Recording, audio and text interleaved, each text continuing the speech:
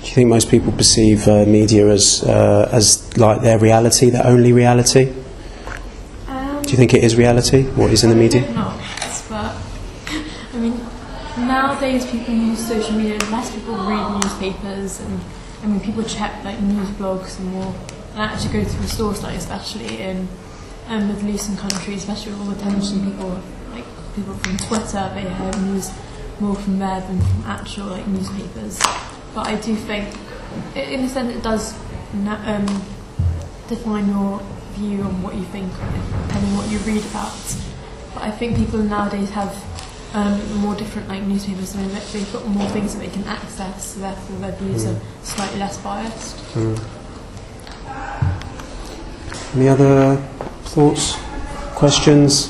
Yeah. I thought it was interesting the way that she was saying that the way that media is controlled or perceived to be controlled, or giving a narrow or like a one-sided message, and how people will go to other sources such as social media or art to try and show different sides of the truth, which is kind of strange in a way because it's almost contradictory, but it's becoming more and more true.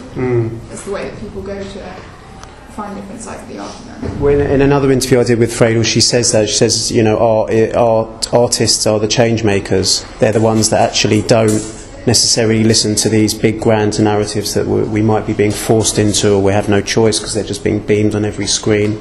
And they're the ones that actually think outside the box, that say, you know, that turn the tide, that you know, don't accept what everyone else is doing, thinking, being. Would you relate to that? I think with America it's more subtle than that. I think they all like report the same thing.